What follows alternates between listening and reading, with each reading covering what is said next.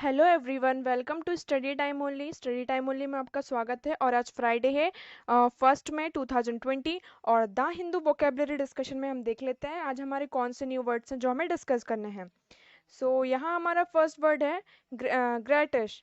ग्रेटिश ये एक executive word है। इसका मतलब होता है मुफ्त। मीनिंग जो हमें चीज़ें फ्री में मिल जाए। मीनिंग देख लेते हैं। गिवन और डन नथिंग फ्री, मतलब कि हमें जो चीज़ बिना मेहनत के मिल गई हो फ्री में, ठीक है, तो उसे कहते हैं ग्रेटिस। इसका एक नया वर्ड है ग्रेटिश। सिनोनिम्स क्या है इसके?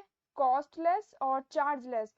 कॉस्टलेस मतलब फॉर एग्जांपल हम एक शॉप में गए, हमने वहाँ पे हमने शॉपिंग की और उन्हें हमने बहुत ज़्यादा शॉपिंग कर ली, तो उन्होंने हमें कुछ आइटम्स जो थे उनमें हमें फ्री में दे दिए, जिनका उन्होंने चार्ज नहीं लिया, जिसका प्राइस उन्होंने जो कॉस्ट था वो नहीं लिया, तो वो चीज़ हमें कैसे मिल गई? फ्री मिल गई। तो वो हो जाता है कॉस्टलेस और चार्जलेस, इसके चार्जेस ना लगे हों।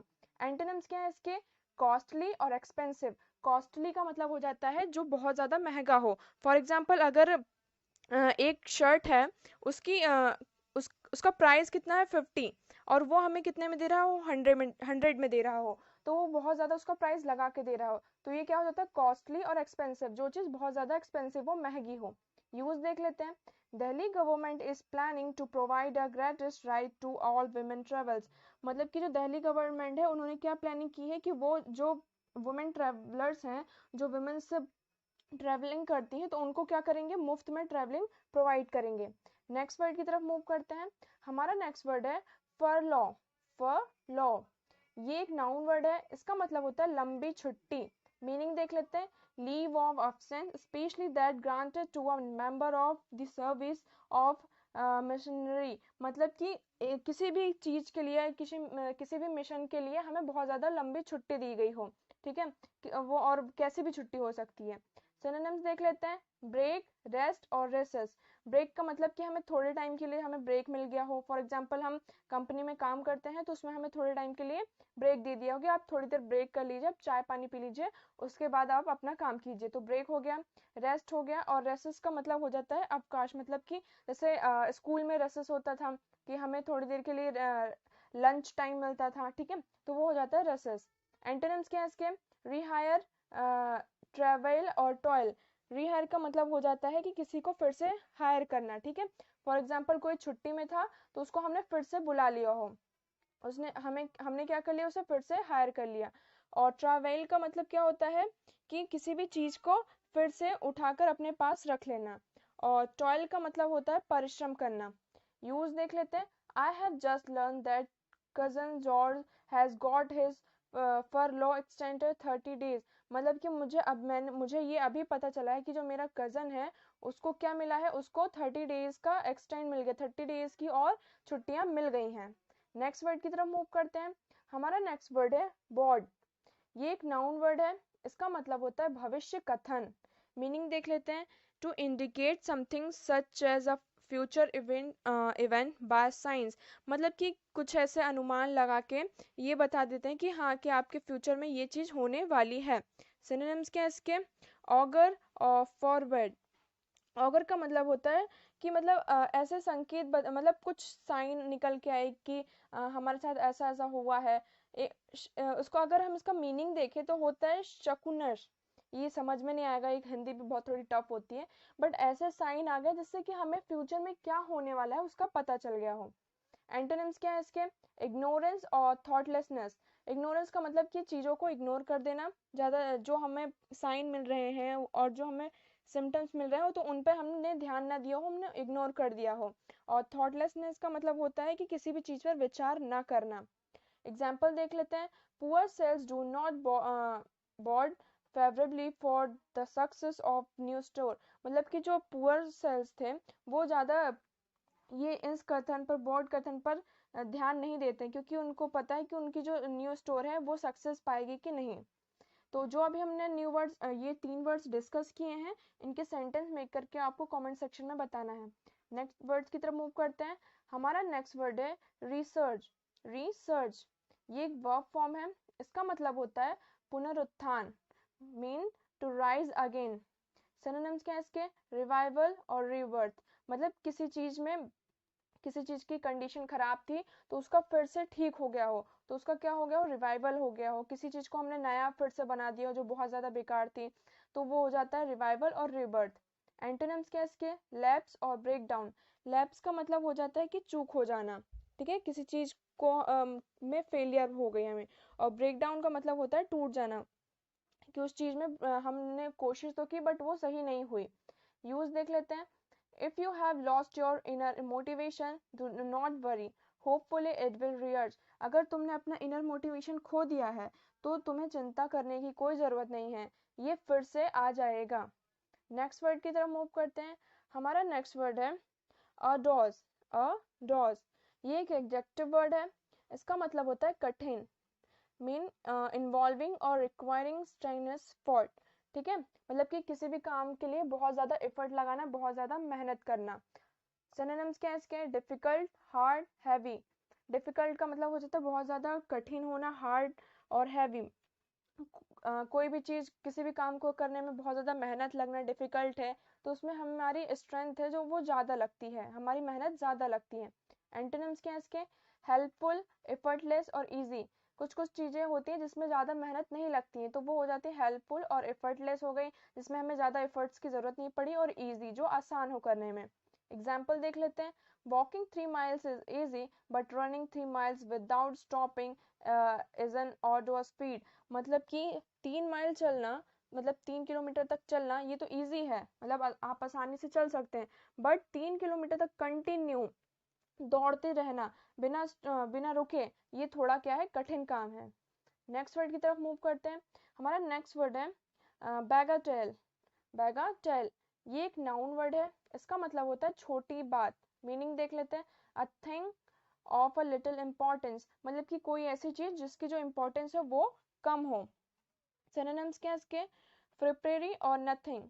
प्रिपेरी का मतलब होता है जिसके जो उतरन, मतलब कि फॉर एग्जांपल हमारे जो ज्वेलरी का एग्जांपल लेते हैं। ज्वेलरी जो है हमारी बहुत ज़्यादा पुरानी हो गई है, तो अब उसका ज़्यादा यूज़ नहीं है, उसका ज़्यादा मतलब उसकी ज़्यादा इंपॉर्टेंस नहीं रह गई है, तो उसको बोलते हैं फ्रिपरी। और नथिंग का मतलब कि कुछ नहीं, मतलब किसी भी उसका जो उसकी जो वैल्यू थी वो कम हो गई है, तो अब उसका कोई मीनिंग नहीं रह गया है। एंटोनिम्स क्या है इसके, सक्सीड और इम्पोर्टेंस। सक्सीड का मतलब हो जाता है अगर कोई चीज़ सक्सीड हो जाती है, जो कोई पर्सन बहुत ज़्यादा सक्सेसफुल हो गया, तो उसकी जो वैल्यू हो क्या बढ़, उसकी वैल्यू बढ़ जाती है। तो सक्सीड और इम्पोर्टेंस मतलब किसी भी चीज़ की महत्व महत्व उसकी बढ़ गई है। यूज देख लेते हैं। I would like to point out that sum is a mere bagleted of the whole revenue. मतलब कि मैं ये पॉइंट आउट करना चाहूंगी कि उसमें जो सम था वो जो पॉइंट उसमें जो थोड़ी गड़बड़ थी वो एक छोटी सी बात थी। नेक्स्ट वर्ड की तरफ मूव करते हैं। हमारा नेक्स्ट वर्ड है वर्बोसिटी। वर्बोसिटी, ये एक नाउन वर्ड है। इसका मतलब होता है शब्द भंडार। मीनिंग देख लेते हैं। Wordiness, the quality of using more words than needed. मतलब कि ऐसे वर्ड्स का यूज करना और ऐसी क्वालिटी होना वर्ड्स में, बहुत ज्यादा वर्ड्स का यूज करना, ठीक है। फॉर एग्जाम्पल जैसे हम ये वोकेबलरी का डिस्कशन क्यों करते हैं, ताकि हमें डेली न्यू वर्ड्स मिले, और जब हम आंसर राइटिंग करें या कहीं पे भी ऐसे लिखें या स्पीच लिखें, कुछ भी लिखें, तो जो हमारी जो हम इन वर्ड्स का यूज़ करेंगे, इन वर्ड्स का जब हम यूज़ करेंगे तो जो हमारी राइटिंग है उसकी जो क्वालिटी है वो इंक्रीज होगी, तो उसको बोलते हैं वर्बोसिटी। सिनोनिम्स देख लेते हैं। ग्रेलुअस, प्रोलिक्सिसिटी। प्रोलिक्सिसिटी, ग्रेलुअस का मतलब हो जाता है, मतलब कि बहुत ही ज्यादा बातूनी, मतलब जो पर्सन बहुत ज्यादा बात करता है, तो उसके पास क्या है, वर्ड्स हैं बहुत ज्यादा, इसलिए वो क्या करता है, अपने वर्ड्स को बाहर निकालता है। और प्लॉक्सिसिटी का मतलब हो जाता है उबाऊ, मतलब कि वो पर्सन बात करने में तो अच्छा है, बात तो करना, बट उसके बातों से बहुत ज्यादा हम बोर हो गए हों। एंटोनिम्स क्या है, ब्रेविटी और टेक्सिटर्निटी। ब्रेविटी का मतलब होता है कि छोटे वर्ड्स का यूज करना, मतलब कि ज्यादा वर्ड्स का यूज ना करना, कम शब्दों का उपयोग करना। और टेक्टिटर्निटी का मतलब होता है चुप्पी, मतलब कि जो पर्सन बहुत ज्यादा मम रहता हो, साइलेंस में रहता हो, कुछ भी बोलने को ज्यादा उसके पास वर्ड्स नहीं होते हो। यूज देख लेते हैं।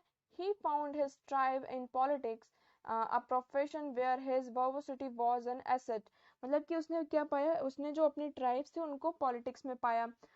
तो वो क्या होगा, उनका जो प्रोफेशन था वो क्या कर रहा था, एक उनका जो प्रोफेशन था वो एक वर्बोसिटी था, जो कि एक एसेट की तरह था, जो उनके लिए एक धन की तरह था।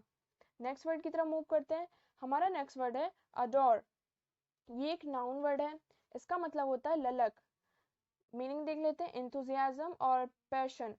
सिनोनिम्स क्या है इसके, इमोशन और वार्मथ, मतलब कि किसी चीज के लेके बहुत ज्यादा इमोशंस होना। और वार्मथ का मतलब हो जाता है अफेक्शन होना किसी चीज से, और बहुत ज्यादा हमारे अंदर एनर्जी होना किसी काम को करने के लिए। अगर हम किसी से बहुत ज्यादा जुड़े हुए हैं तो हमें उस चीज को करने का बहुत ज्यादा अफेक्शन होता है, हम बहुत ज्यादा इंथुजियास्टिक होते हैं उस काम को करने के लिए। एंटोनिम्स क्या है इसके, अपैथी और इंडिफरेंस। अपैथी का मतलब होता है लेक ऑफ इंटरेस्ट, मतलब कि हमें उस चीज को करने में कोई इंटरेस्ट नहीं है, हम उसमें हमें उसमें कोई भी इच्छा नहीं है उस काम को करने के लिए। और इंडिफरेंस का मतलब हो गया कि लैक ऑफ सिंपैथी और लैक ऑफ इंटरेस्ट, मतलब कि उस काम को करने में हमारी कोई सिंपैथी नहीं है, कोई इच्छा नहीं है। यूज देख लेते हैं। He had been a painter throughout his life but he never had a vision of painting with such ardour और डिजायर। मतलब कि वो पेंटर तो था, पूरी लाइफ वो एक पेंटर ही था, बट उसका कभी ये विजन नहीं था पेंटिंग में कि वो उसको, मतलब एक ललक नहीं थी उसको पेंटिंग करने में। वो एक पेंटर तो था बट वो मतलब पूरे अंदर से वो उस काम को नहीं करता था। नेक्स्ट वर्ड की तरफ मूव करते हैं। हमारा नेक्स्ट वर्ड है कार्नेज। कार्नेज ये एक नाउन वर्ड है, इसका मतलब होता है हत्याकांड। मीनिंग देख लेते हैं, that which is left after an extremely violent event such as massacre, मतलब कि बहुत ही ज्यादा एक्सट्रीमली वॉयलेंट हुआ हो। सिनोनिम्स देख लेते हैं, क्राइम और ब्लडशेड। क्राइम का मतलब हो जाता है अपराध, और ब्लडशेड का मतलब होता है कि मतलब इतनी ब्रूटली लोगों को पीट मारा गया हो जहाँ पे सिर्फ खून खून ही हो गया हो, तो उसको बोल देते हैं ब्लड शेड। एंटोनिम्स क्या है इसके, पीस और नॉन वायलेंस। पीस का मतलब हो जाता है शांति, और नॉन वायलेंस का मतलब होता है अहिंसा, मतलब कि आप हिंसा ना करें। एग्जाम्पल देख लेते हैं। We banned our child from playing his favorite video games because of violence and carnage is contained। मतलब कि हमने अपने बच्चों को ये वीडियो, उसका जो फेवरेट वीडियो गेम था उसको खेलने से मना किया। क्यों? क्योंकि उसमें बहुत ही ज्यादा वायलेंस और हत्या की चीजें उसमें कंटेन थी। नेक्स्ट वर्ड की तरफ मूव करते हैं, और ये आज का हमारा लास्ट वर्ड है एरेंट।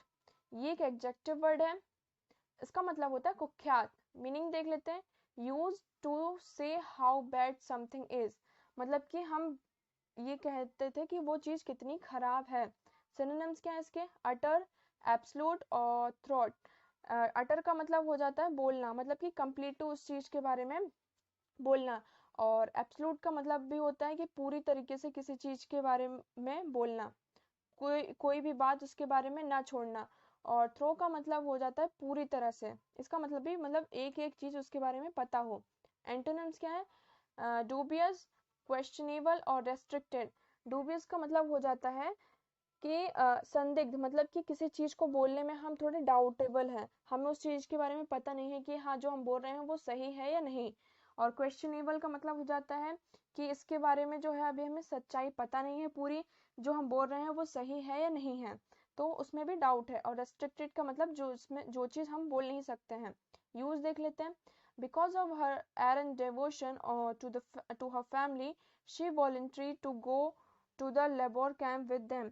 मतलब कि उसकी जो फैमिली थी वो इतनी ज़्यादा डिवोशन थी, बहुत ही ज़्यादा डिवोशन के प्रति उनका जो पूरा था वो कम्प्लीटली डिवोटेड थी, इसलिए उसने क्या किया, लेबर कैंप में का सहयोग दिया अपना। तो ये थे हमारे आज के वर्ड्स, और जितने भी वर्ड्स अभी हमने डिस्कस किए हैं उनके सेंटेंस आपको मेक करके कमेंट सेक्शन में बताना है, और इन सेंटेंस का डेली यूज आपको अपनी डेली कन्वर्सेशन में करना है। Thank you very much for the discussion.